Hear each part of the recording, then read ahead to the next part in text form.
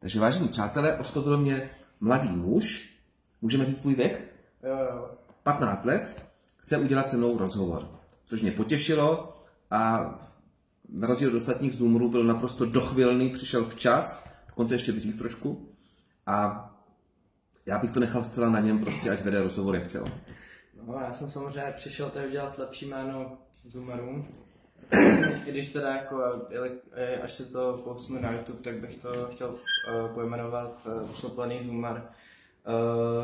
Zpovídá Antonína Doláka, což teda samozřejmě není satiristické, ale tak já bych se teda chtěl se zeptat jako hlavně tak ty jsi hodně levicový.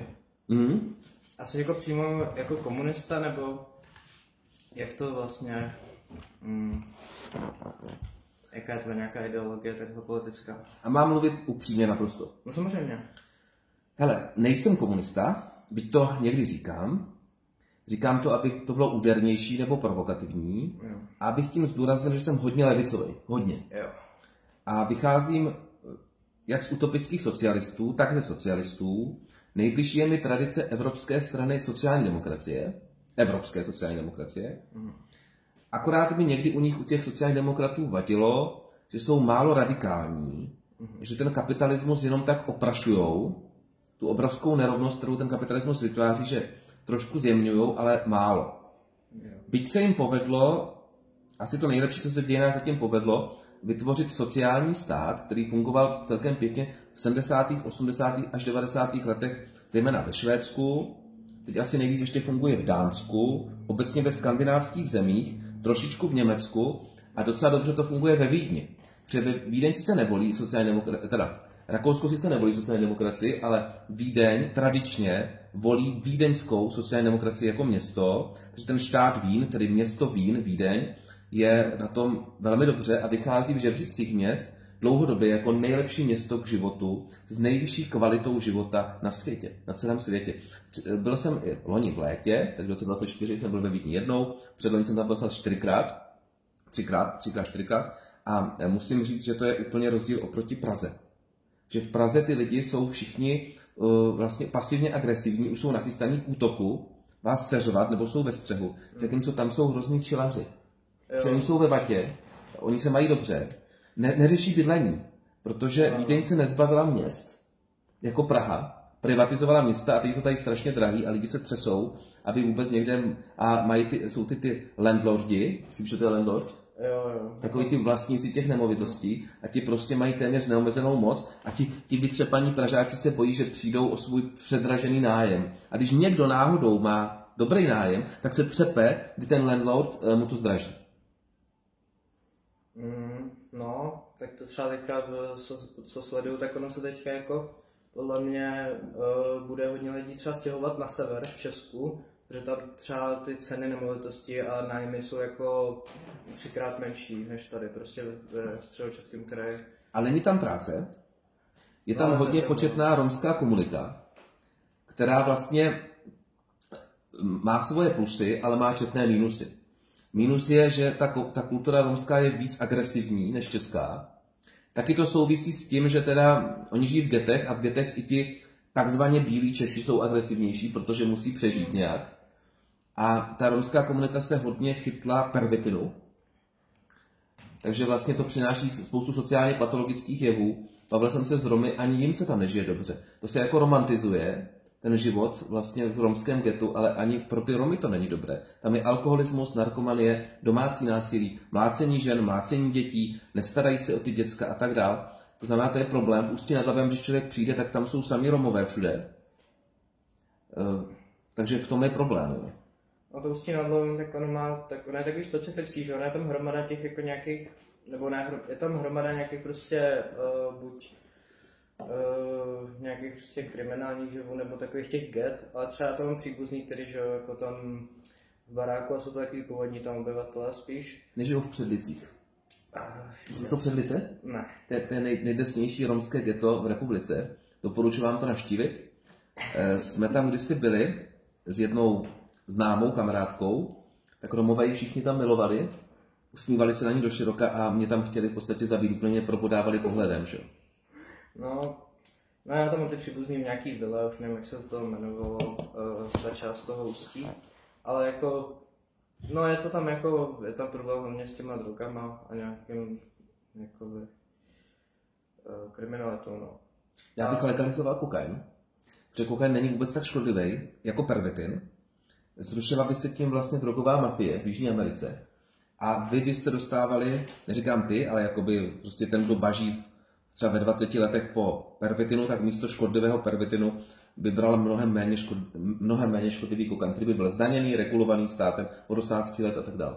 Tak s tím třeba jako souhlasím určitě, protože tak ten pervitin jako je mnohonásobně škodlivější a hlavně prostě levnější a je spojený prostě s jako takovou tou špínou v podstatě.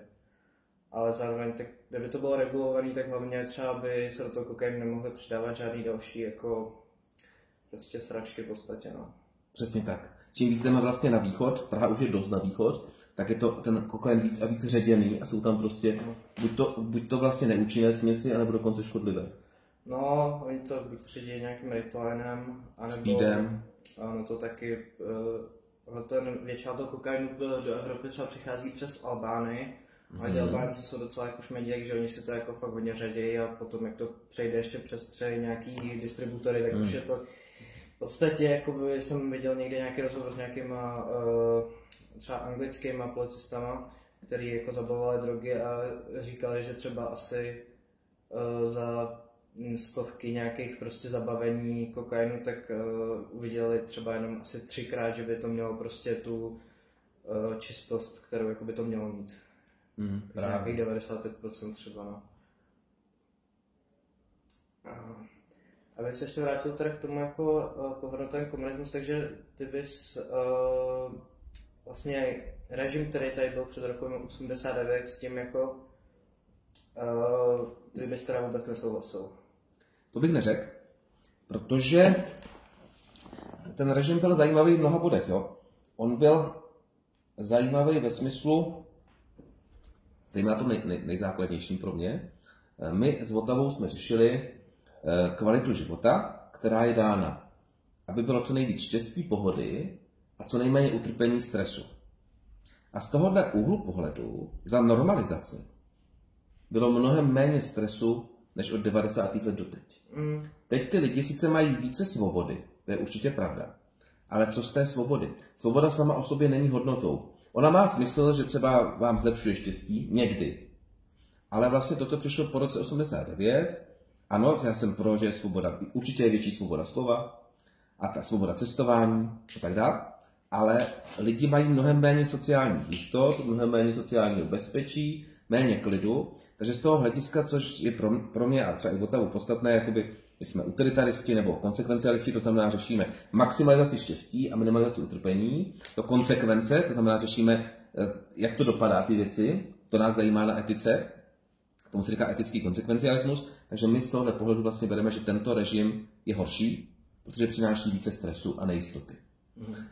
Ale samozřejmě já jsem velký fanoušek Pražského jara, 1968, Alexandra Dubčeka a těchto lidí, od Otašik, ekonom, který to docela pěkně se snažil udělat takový hybridní model, že z části by to reguloval stát, ale z části by tam bylo i svobodné soukromé podnikání malých středních firm, to jsem naprosto pro. Mně vadí tady, že jsou ty obrovské firmy, které pochází zejména z Německa a ze západní Evropy, z Ameriky, z Rakouska taky hodně, a oni si odváží zisky, tedy dividendy, k sobě domů.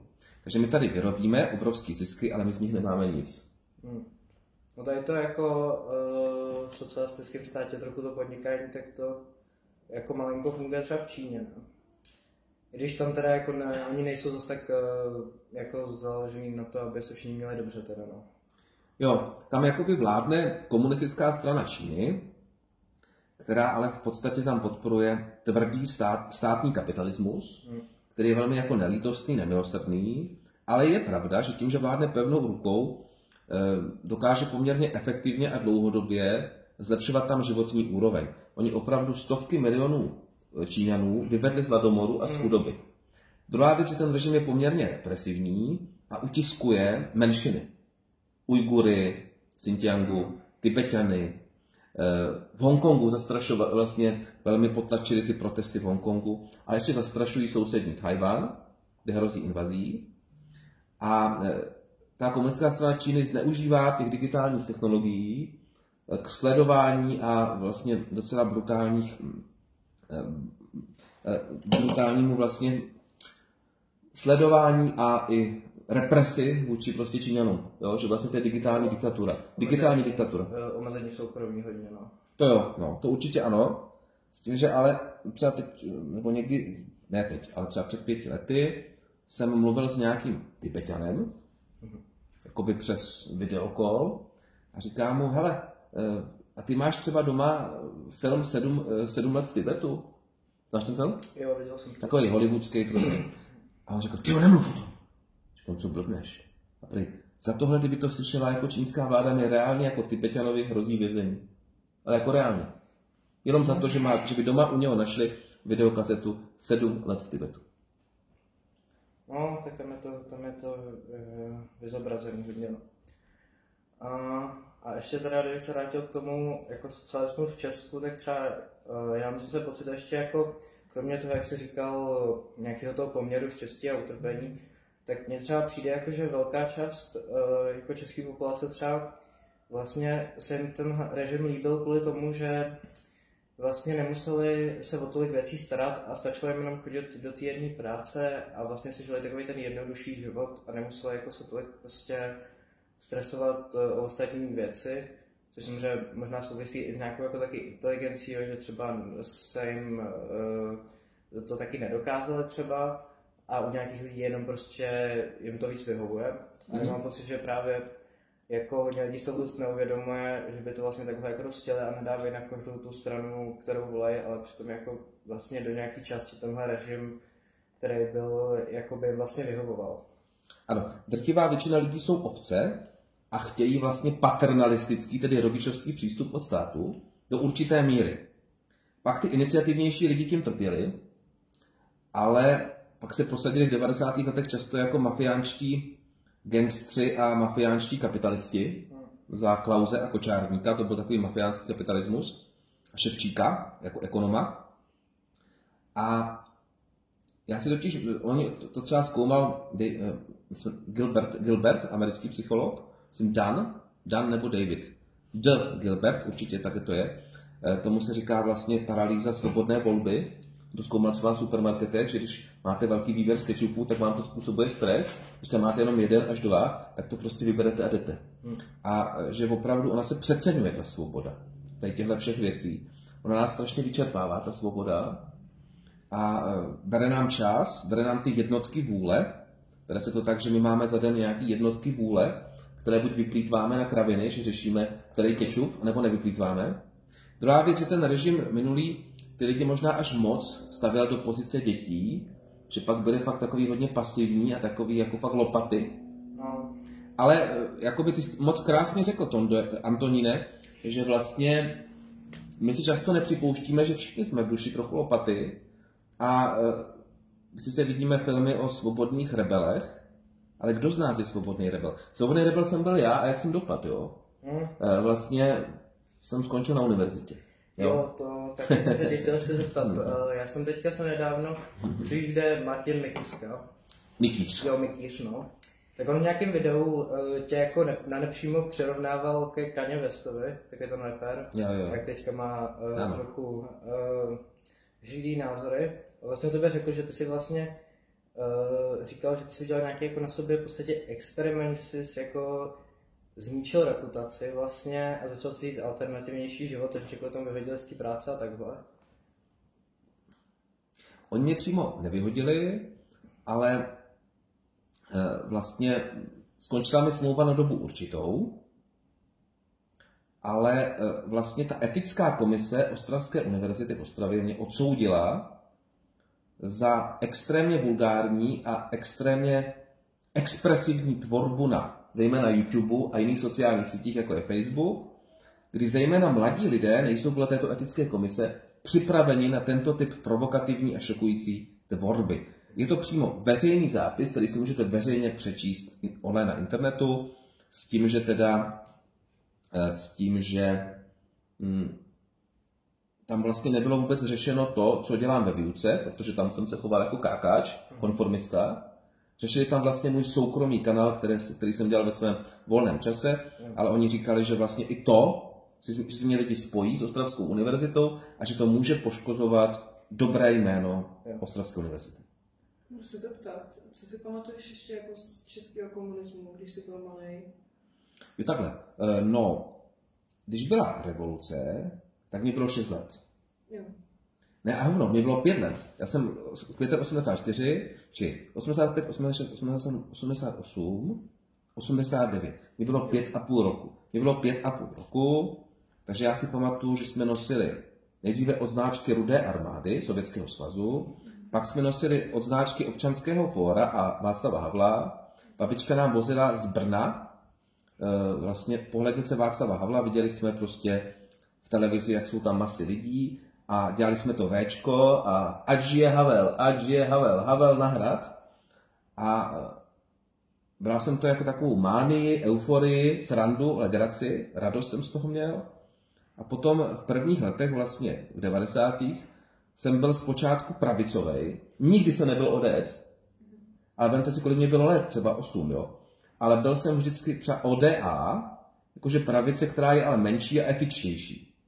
Že jsem to chtěl, jakoby ne, tu ODS jsem vnímal už v tom věku 8-9 let, jako neetickou, jako vlastně tvrdě kapitalistickou pro nějaký prostě, kterým jde jenom o prachy.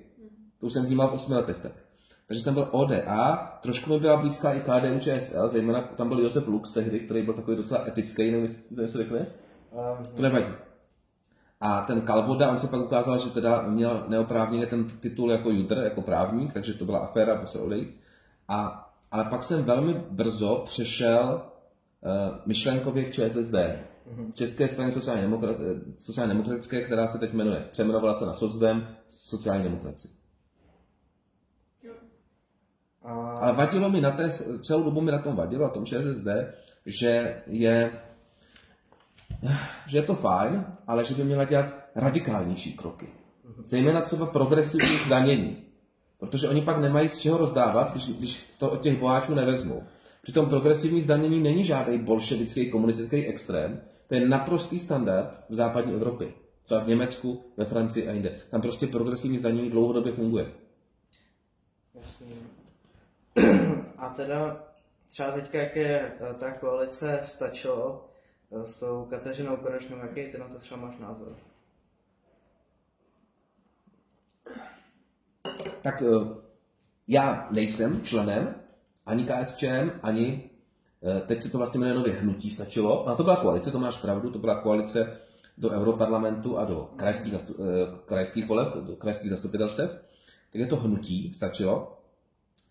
Názor mám takový, že teda nejsem členem, ale jsem levicový filozof, vycházející z Karla Marxe, takže nakolik tam jsou vlastně přítomny ty věci jako progresivní zdanění, což tam je, nebo tam řeší to téma bydlení, nebo sociální jistoty, nebo větší práva zaměstnanců, třeba důraz na odbory, tak všechny tyhle věci můžu s klidným svědomím zcela podepsat. Co se týče zahraniční politiky, tam já mám jiný názor. Tam já mám názor víc jako posílit vztahy v rámci NATO a EU. Takhle, Stačilo má názor, že nechce Czexit, nechce vystoupit z EU, ale chce referendum o EU. Tam už bych já nesouhlasil. S tím, že ale zase souhlasím Stačilo v tom, že EU nám často vnucuje nesmyslné věci, takže já bych byl pro, aby se posílila kompetence národních států ve vnitrostátních věcech, ale naopak v zahraniční politice, aby EU byla víc jako jeden stát. Protože když nejsme spojeni v zahraničních věcech, tak nás berou ty velmoci vlastně jako mrtku. Jako mrtku. To znamená, aby tam byla jednotná zahraniční politika, aby tam se posílil ten eurofederalismus. Tam se máš jako eurohujer, jakože já sám proto, ale z hlediska třeba Green Deal, tak tam nás vlastně, tomu se říká hegemonie jádra, tedy nadvláda těch hlavních států EU, což je Francie, Německo, který nám vlastně vnutí věci, co my nechceme, třeba Green Deal, emisní povolenky a tak. Takže v rámci vnitrostátních věcí, tam bych zase souhlasil, že stačilo, bych posílil národní kompetence. Kde jakoby mám názor jiný, je otázka vztahu k NATO. Kdy KSČM chce vystoupit z NATO a hnutí Stačilo nechce vystoupit, ale chce referendum o vystoupení z NATO. Tam já naopak bych velmi posílil vztahy z NATO, protože NATO je podle mě bezpečnostní záruka naše proti Putinovi, ale kde bych zase ze Stačilo souhlasil, že ty západní země často vyhrocují vztah s Putinem. Putin je za mě hajzl největšího kalibru, jo? Masový vrah. Ale bohužel je to náš soused a proto já jsem byl vždycky chcimír. To, co vlastně se nadává chcimíři, co vlastně založil tu iniciativu Matěj Stropnický, měl jsem s ním x rozhovorů, byl tam pak Jan Kavan, měl jsem s ním x rozhovorů, byl tam potom Václav Hořejší, měl jsem s ním x rozhovorů, tyhle 3 hlavní. Já patřím taky mezi prvosignatáře, tedy mezi tu bandu prvních 20 lidí, co to podepsala a bylo to zveřejněno. Takže vlastně já jsem byl proto, aby... Protože nakonec se stejně dopadlo, jak jsme říkali my, nebo jak říkal Matěj Stropnický. Stejně nakonec ten kompromis bude, stejně bohužel Ukrajina nevyhraje. Já bych jí samozřejmě fandil, aby získala všechno, včetně Krymu, ale je to nerealistické. No jasný, no. Tak to třeba, já právě jsem se úplně jako držel vtipně, jako všichni se jako teďka hrozně divili, jak ten jako Trump toho Zelenského úplně poslal do prdele v podstatě. Což ale bylo jako úplně jasný, on to říkal už před těmi volbama, byl to aspoň naznačoval. Mm-hmm. A on jako říkal, že tu válku ukončí, ale jako bylo jasný, že on si z toho krát bude chtít utrhnout svůj kousek. A no, taky hlavně, že ta Evropa v tom vůbec není za to. Podle mě jako, kdybychom žili v ideálním světě, tak já třeba jako Ameriku jako moc teda nemusím zrovna, já bych nejradši byl, aby spíš Rusové nebyli dementi, ale spíš aby Evropa se zase shromáždila jako dohromady i s Rusákama, i s Ukrajincema, i se všema. To by bylo ideální. Jak to říkal Votava, nejlepší teď z velmocí je EU. Bohužel nás oslabili Britové, že odešli. A to je nejlepší, jakoby nejetičtější mocnost. Až na druhém místě, jakože je mezera, až na druhém místě je teda USA. A pak zase dlouho mezera, až pak Čína. A Rusko to je v podstatě gangsterský, agresivní stát. A nemuselo tomu tak vůbec být. Jo. I ten Putin zpočátku nastoupil v roce 2000, je už vlastně 25 let na trůnu, na carském trůnu, to, že tam byl Medvěděv a on byl premiér chvíli, to je úplně jedno, on byl celou dobu to řídil. Vůbec se tohle nemuselo tak stát. Jo. Já si myslím, že to celou dobu vlastně hrotili Rusové a oni mohli mnohem lépe komunikovat s Evropou i s USA. Oni mají silné ego. Oni jsou vlastně poražená mocnost ze studené války a oni to berou tak, že vlastně amici s nima nejednali jako rovný s rovným a tak oni teraz ukážou, že ještě jsme mocnost. Sice to bude stát životy, bude to stát utrpení úplně zbytečný. Je to všechno ego. Ego Putina, ego Rusů. Vidím tam i spoluzodpovědnost Rusů, kteří ho neustále volí. Je to ego těch Rusů, kteří jsou chudí, kteří jsou vlastně nevzdělaní, masíruje jim hlavy vlastně televize Rusia a Dín, ten první kanál, že jo, propagandistické státní televize, to není žádná veřejnoprávní, to je fakt propaganda jenom. A je to úplná pičovina, je to zbytečný. Prostě ale je to tak, jakože jsme Evropa a máme velmi obtížného souseda, kterého bychom nejradši neměli, ale my ho máme. Takže je potřeba se nějak domluvit. Oni ty Rusové historicky mají nějakou smůlu na ty jako trošku bláznivý vůdce, no. No tak tam je, bohužel ta historická setrvačnost je obrovská. Já si říkám, ty chudáci, ty východoevropské státy, včetně nakonec i nás, my jsme si oddechli, že konečně máme od Rusáků pokoj, ale oni prostě furt nedají pokoj, jo. Ale třeba my jsme ještě celkem v pohodě tady, ale třeba ty pobaltský země, jo. Estonsko, Lotyšsko, Litva, ty se musí střást, jo, když už po nich takhle Putin chramsne. Já mám kamaráda z Lotyšska a pořád se to tam řeší a oni už jako mají i ty propagandy tak, že prostě jeho máma je hrozně proruská a věří Rusku a nezáleží na tom, co jí řekne, prostě Rusko je nejlepší a už to má v hlavě taky, takže se tam nějak to... Oni dávají obrovský peníze na zbrojení kvůli Putinovi a je to extrémní situace. Tam totiž ještě taky jde o to, že v rámci Sovětského svazu tam se přesunuli obrovský skupiny obyvatel, Rusů, takže tam mají velmi početnou ruskou menšinu a mají tam dokonce 2 kategorie obyvatel. Nevím, jestli v Lotyšsku nebo v Litvě, že jakoby jsou to takzvaní neobčané, mají status neobčanů, oni nemůžou volit. Což vlastně porušují tím základní lidská práva. Jo. Oni tam nemůžou volit právě proto, že jsou jakoby 5. kolonou Putina, že všichni jsou pro Putina A je to tam strašně, ale to se úplně zbytečně hrotí. A za mě ten do toho skutečně hrotí je Putin a Rusko, jo. To se mohlo, samozřejmě, že pak je i z protireakce, že pak vlastně se pojí ty malý státy, a to jsou prostě malý státy, že jo, který prostě se nějak brání. Ukrajinci taky dělali velké chyby, že třeba dělali ten jazykový zákon po roce 14, kde vlastně utiskovali ruskojazyční vlastně lidi ve smyslu, že nemají mluvit rusky. Když teď vidíte tady Ukrajince, skoro všichni mluví rusky. Ale oni se jakoby to tají, protože když se jich zeptáš, jako, a tvůj rodný jazyk jaký?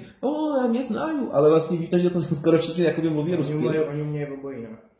Umí pak, protože oni mají povinnou ukrajinštinu, ale jako rodný jazyk mají velmi často ruštinu, a to je taky z důvodu, že tady jsou ty lidi hodně z východní Ukrajiny. No jasně, vlastně, tam je ta válka, že? A oni totiž berou, takže kdyby ti řekli natvrdo, že vlastně jejich rodný jazyk je ruština, tak jim řekneš, nebo ty ne, ale nějaký nevzdělaný, tak jsi vlastně Rusák, tak táhni za Putinem. A tak to není. Oni jsou ruskojazyční Ukrajinci. Stejně jako Rakušani taky mluví německy a nebudeme je táhnout do Německa. No, tak to určitě třeba... Já si třeba myslím, že jako ty Ukrajinci taky... Já třeba kdybych byl na jejich místě, tak já bych se fakt bál tu válku rozjet, jako před těma 2 rokama. Já bych se nebo 3 už skoro. Já bych se na to třeba vykašlal, jakoby. No ale oni nerozjeli. Nebo jako já bych se snažil těm Rusákům dát něco, co chtějí, a snažit se to jít co nejvíc ofenzivně, protože jako... Neofenzivně. Ofenzivně je útočný právě. Jo. Defenzivně. No, defenzivně.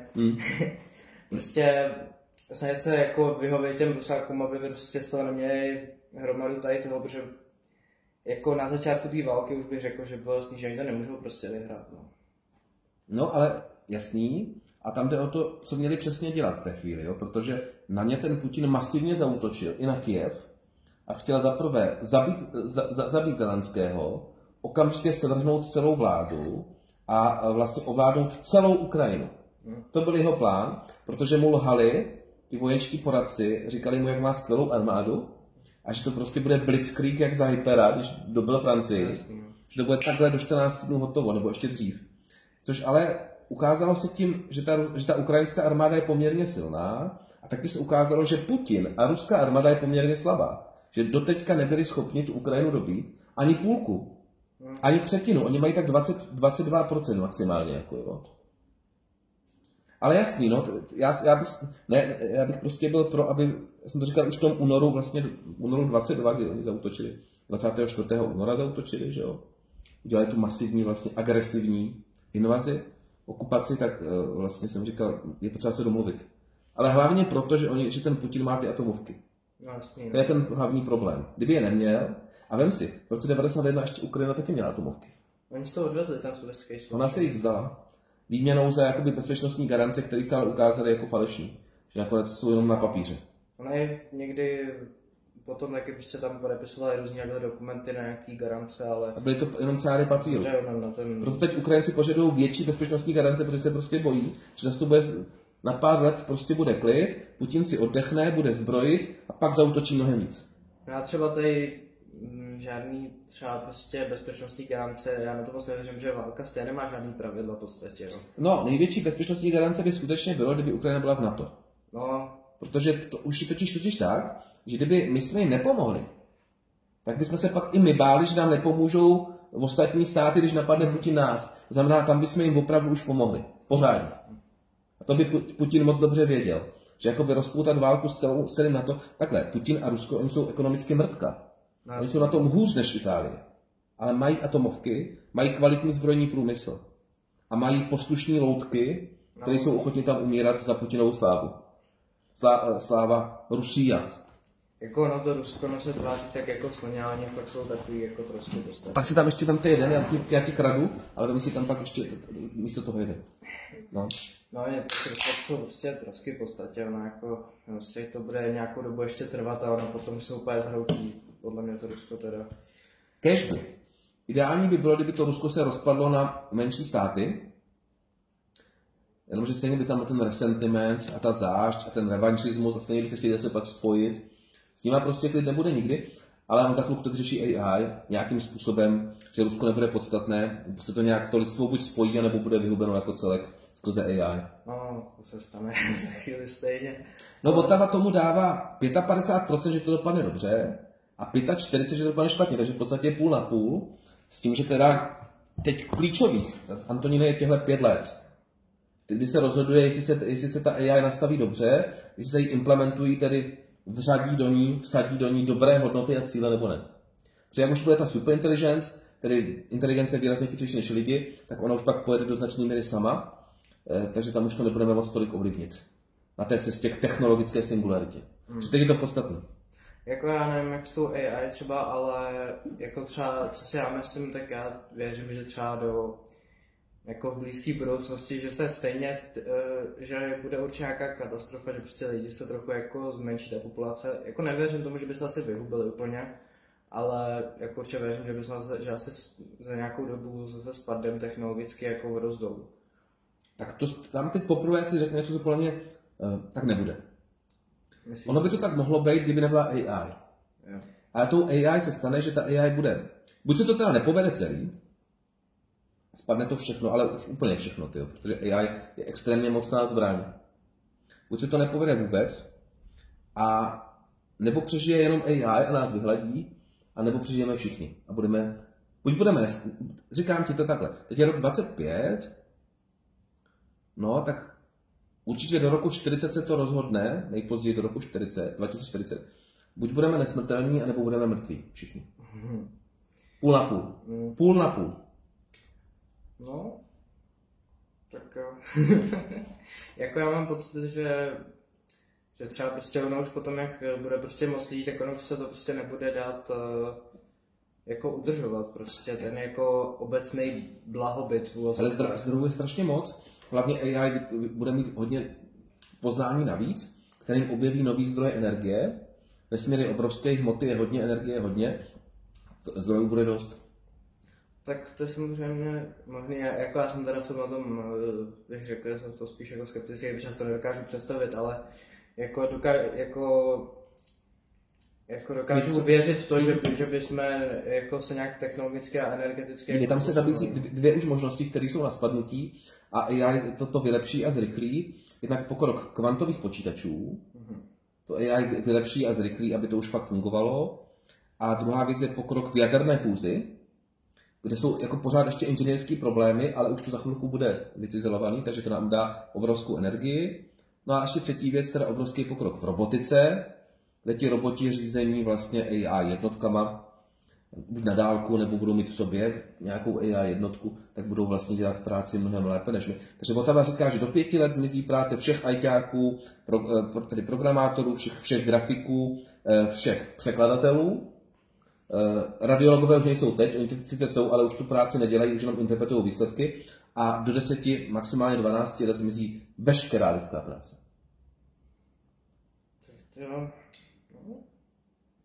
To bylo zajímavé. Jako já se toho teda osobně jako dost děsím, protože vlastně já si myslím, že tady to zesložiťování vlastně trochu všech věcí, no prostě si myslím, že bychom se spíš měli vrátit do nějakého jako jednoduššího žití, než prostě vymýšlení dalších takových pokroků jako dopředu, protože prostě myslím, že to děláme až moc těch kroků a přepadneme nakonec.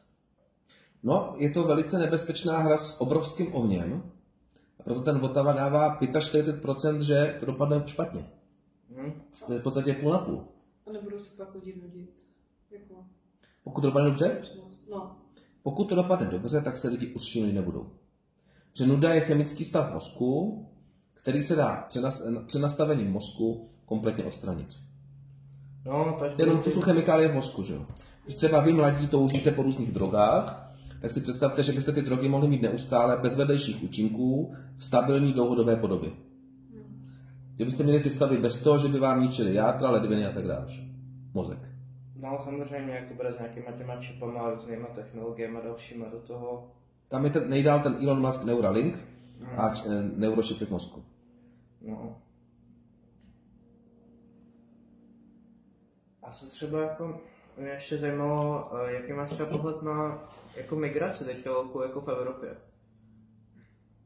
Z hlediska altruismu, nebo obecně utilitarismu, kdybychom na to dívali jako z té všelidské perspektivy, tak je to dobře je přijímat. Protože nám to trochu uškodí, ale jim to výrazně víc prospěje. Že pokud jsme byli altruisti, tak vlastně my z toho máme újmu, máme z toho i nějaký benefity, třeba, já nevím kolik procent, myslím, že 70% Syřanů mladých, kteří přišli v tom roce 2015, už získali v Německu práci. 70%. Takže tam je nějaký přínos, 30% nezískalo práci, plus to stálo ty Němce strašně moc a tak dále.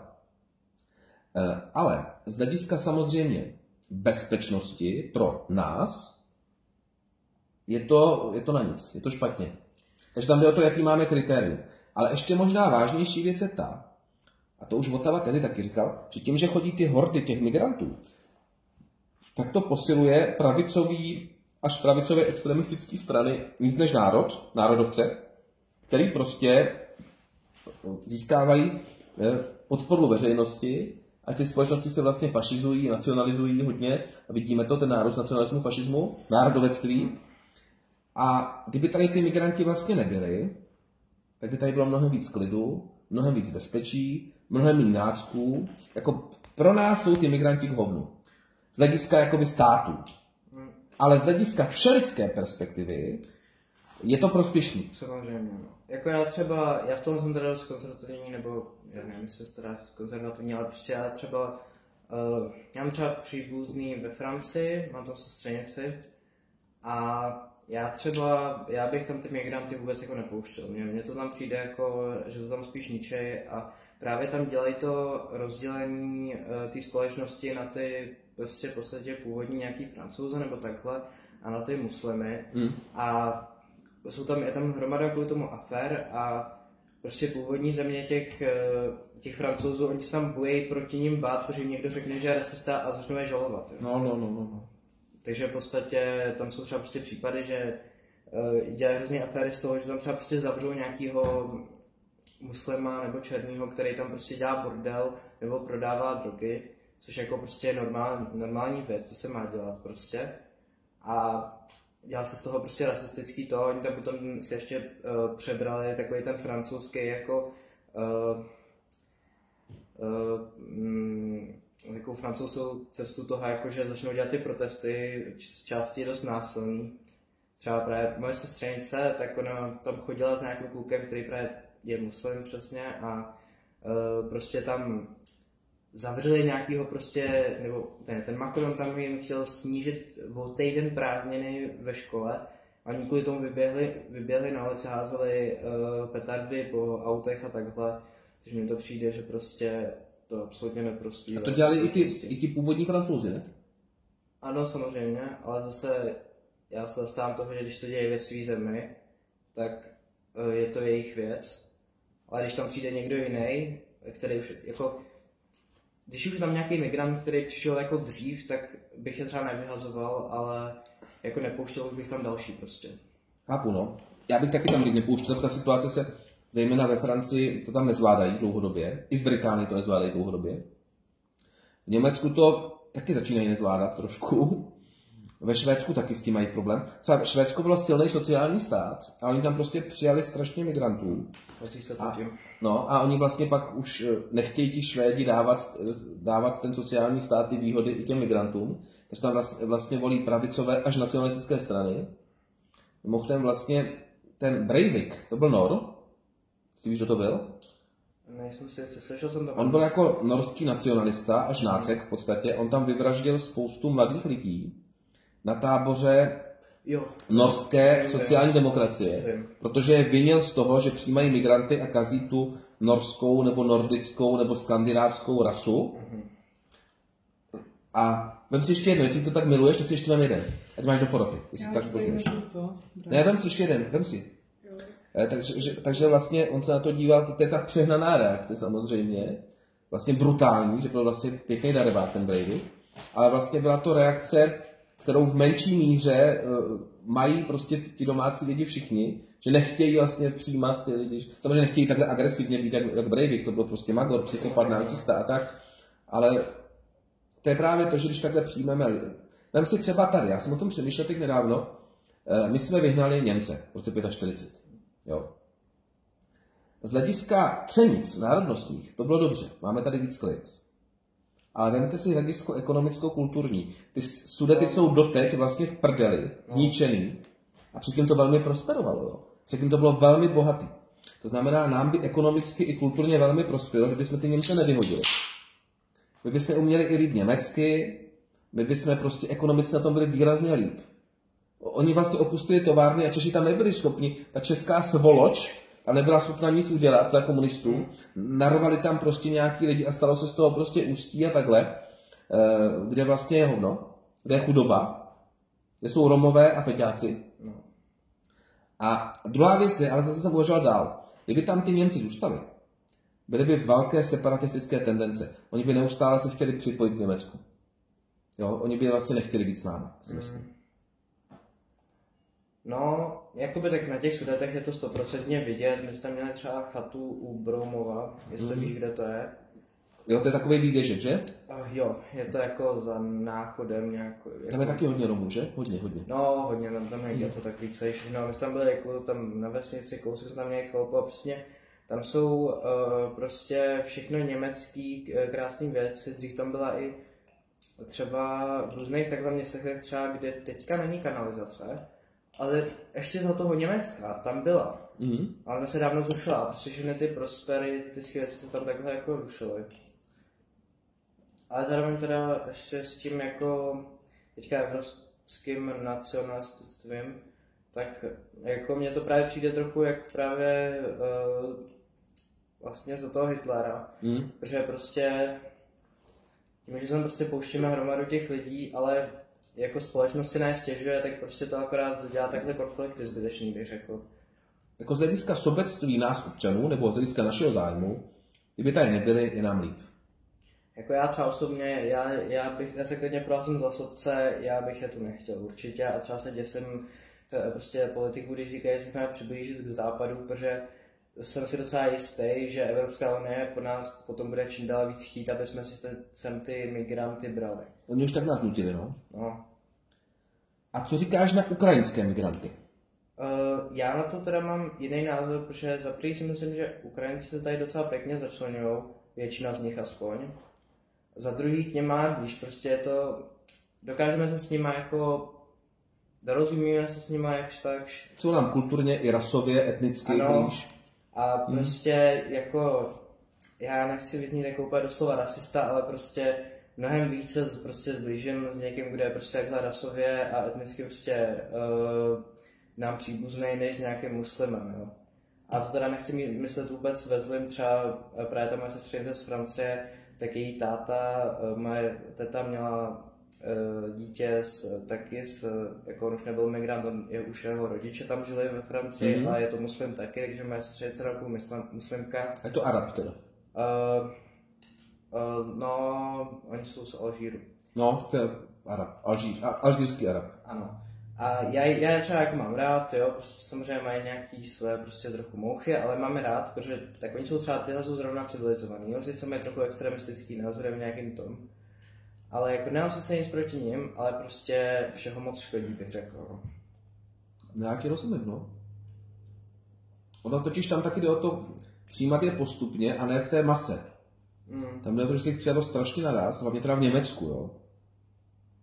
Wir schaffen das, my to zvládneme, řekla Angela Merkel. A moc to jako trochu, zase taky není pravda, že by to vůbec nezvládli, jo. Tady byly ty katastrofisti, říkali, to Německo skončilo, což není pravda, neskončilo tímhle, jo.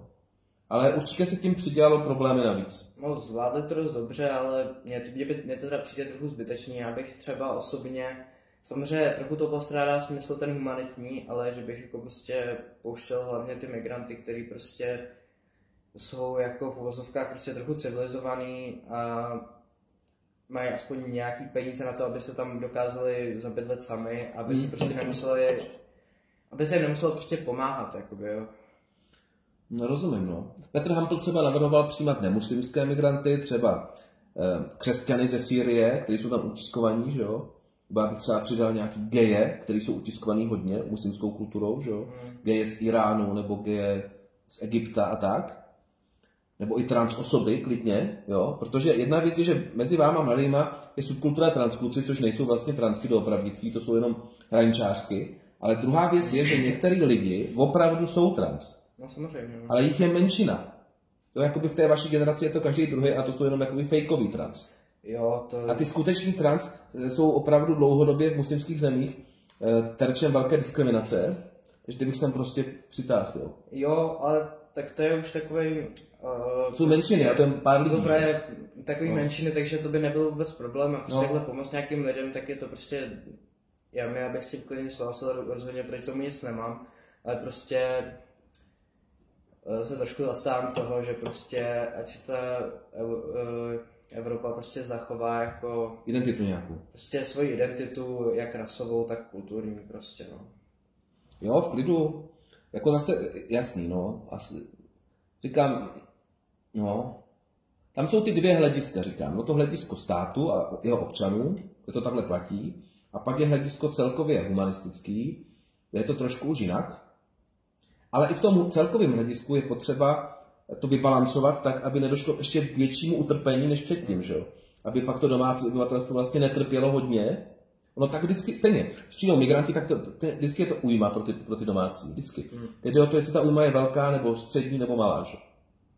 No, jasný. Třeba ve Zlíně, kde jsem byl hodněkrát teď v létě, tak tam neexistují skoro Romové. Protože Tomáš Baťa neměl ty Romy nějak rád, on tam dlouhodobě byl starosta, on je jakoby vysídloval a je pravda, že je tam velký klid a velké bezpečí. No. Druhá věc, ale co s Romy? Romové už jsou a znám zase Romy, který prostě jsou v pohodě, zejména když nejsou právě v getech. Když se jakoby rozřadí mezi lidi ostatní, aby se víc asimilovali, integrovali. Já přesně tohle podporuji, protože právě když přijdou, to je i souvisí s těma migrantama, že vlastně, když se spolu jako jdou v těch getech, tak podporují spolu všechno to násilí a tu svoji chudobu. Ano. Stejně Romové. A všechny právě Romy, který nežijou v getech a jsou jako vlastně, nebo tak možná ani ne čistý Romové, jsou jenom třeba výšený prostě a takhle, tak jsou většinou prostě mnohem víc civilizovaný, úplně v klidu, má spolužáka prostě taky. A my si v Mostě, v Ústí nad Labem, tam i ti takzvaně bílí jsou všichni šmrnclí, jakože že mají nějakýho, jsou čtvrteční Rom, poloviční, tam jsou Romové skoro všichni, jo, ale vlastně už nevadí to. Však Romové, jak to říká ten Bolek Polívka, cigán jako Černov, to je jedno, nebo jako bílej, jo. Pokud se chová v pohodě, tak to ničemu nevadí. No, teď jo, jako samozřejmě oni ty Romové, i když jako jsou když jsou jako civilizovaný normálně a všechno, tak jako furt mají nějaké své charakteristiky, jako jak se chovají, ale jako nejsou jako nějak jako nikomu neubližují v podstatě, jo, a nedělají žádný bordel a takhle, jo. Třeba já jsem měl učitele na kytaru, který jmenuje se Patrik Bartko, hraje prostě to docela dobrý kytarista z Komutova, a to je právě taky takový prostě úplně v pohodě týpek, který je taky cikán a prostě... Ještě možná díky romským genům dokáže lépe cítit tu hudbu, lépe ji prožít. Jo, je takový prostě jako klidu, jo. Víš, tak vlastně oni se tady taky už narodili jako my, že jo. My nemáme právo je nějak odsunovat nebo tak, oni jsou tady taky naši, no. Oni jsou v podstatě Evropani, jako když jsou stejně s nějakýma Maďarama, už dávno namíšený a s Čechama. Oni samozřejmě pochází původně z Indie, z té nejnižší kasty, dělali třeba genetický rozbor pečlivý, dělali rytmusovi, jestli víš, to je rytmus? A našli, že vlastně největší genetickou souhru nebo shodu genetickou má s tou nejnižší kastou v Dillí, který tam prostě jsou na smetišti, na skládkách a sbírají tam vlastně odpadky, tak vlastně tam za něma jel a repoval jim, jako, že to jsou jeho praví bratři. A takový dokument o tom přímo byl, já skočím na malou, tyjo, takže Antoni, nemáš ještě nějaký otázečky? Jo. Můžeme dělat i druhý díl klidně, když budeš někdy chtít. Já ještě... Nebo i dneska večer, nebo zítra, nebo za týden, nebo kdykoliv. No, tak to někdy bychom ještě mohli dělat, ale ještě bych se chtěl teda zeptat ohledně toho Tyler Darna, jak jsi s k něm jako dostal vlastně. Hele, dostal jsem si k němu tak, že jsem... Je to praskají ty tepláky, ale... No, že jsem... na jaře 22, nebo takhle, já jsem byl v nějaké skupině, jsem se náhodou přidal, Tyler Darden Hunting, ona ta skupina ještě existuje. Jo, na Facebooku. Taky, no. Nebo teda na Instagramu něco. A to pak se ukázalo, na Instagramu je Revival, to je takový kluk, který dělá vlastně takovou fanpage nebo profil. To je něco jiného ještě, ale ještě to bylo chvilku na TikToku, ale hlavní bylo na tom Facebooku tehdy. A já jsem si to jenom tak jako lajkl, jsem nevěděl, o co se jedná. Viděl jsem, že tam honí prostě nějakýho chlapa. a fotí ho všude. Pak jsem viděl, že Jakub Horák o tom taky psal, že to je nějaký fascinující talent. Tak jsem to zaznamenal taky na Facebooku. A pak jsem náhodou viděl G-Talk s Tylerem Dardem, který byl v roce 2018 a ten mě zaujal. Že vlastně on tam mluvil, sice byl spikovaný, a mluvil tam velmi básnicky až osvíceně. Říkám, ty pičo, to je dobrý. Toho chci poznat. Jak teď budu v Praze, tak to je člověk, který ho chci poznat, se kterým se ideálně zkamarádil. A to už byl květen 22. Pak jsem se bavil s nějakým člověkem, který se ukázal jako velmi, velmi nespolehlivý a nehodnověrný člověk, jmenuje se Martin Kovač, který mi sliboval, že mi s ním se seznámí a tak dále. Nikdy tomu nedošlo. A já jsem ho náhodou potkal, když jsem jel do Brna, tak jsme šli tady odsud právě na Florence, tak on tam stál před Masarykovým nádražím, před Masaryčkou, že jo, jak je tam, tak tam stál. Tak jsem říkal, že můžu dělat s tebou krátký jako video, Tylere? Říkal, jo. To bylo na minutu video a říkal, čau, já už jdu. Pak jsem ho náhodou potkal na Václaváku po druhý, tak mě znal, říkal, jo, ahoj, čau, já už jdu, no.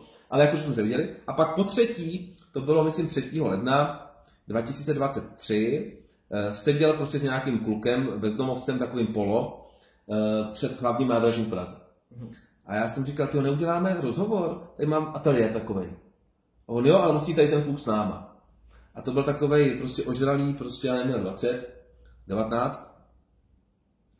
Tak šel s náma, on byl pak i pochcanej ten kluk a tak, a to bylo šílený, to bylo náročný, ale já jsem s ním udělal vlastně livestream. S tím Tylerem Dardem. Ale potom to ty lidi začali nahlašovat, že jim přišlo, že využívám Tylera Darda pro views a lajky, že ho zneužívám, úplně kreténi ty lidi. A takže mi nahlašovali můj kanál, takže mi kanál smazali pak. Mě smazali teda, jakoby ten hlavní důvod byl ten, že já jsem natočil na Krejcárku jeho takovou galerii, která obsahovala i pornografické plakáty, ale bylo to vlastně v rámci plišáků, swaghadrů, tagů, grafity, bylo to z dálky, bylo to v příšeří, dal jsem to od 18 let na YouTube, že video až od 18 let, napsal jsem, že jde o dokumentární prostě zachycení galerie a oni mi do 2 hodin smazali kanál a už to nikdy neobnovili. Takže vlastně to byl ten největší kanál, který jsem měl a od té doby ho nemám. A to vlastně, to jsem pomohl ty v tom roku 23, než vydal nějaký album jedno. Vlastně. Ano, to jsem mu pomohl já jsem znal takovýho kluka, dost věcí tam natáčel i tady přímo, přesně opatroníž, v této budově. Spoustu tracků natáčel, já jsem mu sehnal jednoho kluka, který to pak s ním dotáhl do konce, byť to vydal pozdě a já říkám, že je trošku ten člověk hrobař Tylera Darda, protože to vydal na labelu na Spotify, kde to nikdo neví, jen že to tam je. Teď to vyšlo 30. prosince, to teďka není jediná recenze na to. Že prostě já jsem ho vedl k tomu, aby spolupracoval s Izomandiasem a ten mu poradil, jak to vydat. On to chtěl vydat, on je solista, on to chtěl vydat prostě po svým, tím pádem to vlastně je k hovno. Sice tam na tom tracku jsem ve featu, ale nikdo to jinak nezná, nesleduje. Jako já jsem teda to album, když to vyšlo, tak já jsem to teda poslouchal. Ale... A ty jsi se o tom dozvěděl? No já jsem poslouchal už předtím to jo, tak ty jsi byl trošku fanoušek, takže samozřejmě ty větší fanoušci to zaznamenali. Znám díl. A tebe jsem právě poprvé zaznamenal přes toho Tylera Darda. To bylo teda zpětně, asi to nebylo hnedka, jak si s ním to, ale viděl jsem různý právě jako nějaký rozhovory nebo takhle a videa. A to mě právě zajímalo. A jak to vlastně teďka, on už je pryč z té psychiatrie? Hele, je zbohní zvenku, údajně nebere pervitin, údajně bydlí s jednou takovou pseudofilmařkou a pohybuje se po Praze, často bývá viděn v Kobyrysích. 2 kluci už mi říkali, že ho viděli v Kobyrysích, jeden mě dokonce zdravil přes něj. Já jsem ho viděl naposledy v těch Bohnicích, kdy jsem utřesl krabičku cigaret v tom, tuším, listopadu 23. Od té doby jsem ho neviděl. To jsem viděl nějaký video, jak jsem za něm... Jsem ho tam byl naštívit, no. Jinak musíme končit, protože musíme končit. Ale Tondo, já ti děkuju. Čest práci. To taky. A hamba vejplatě.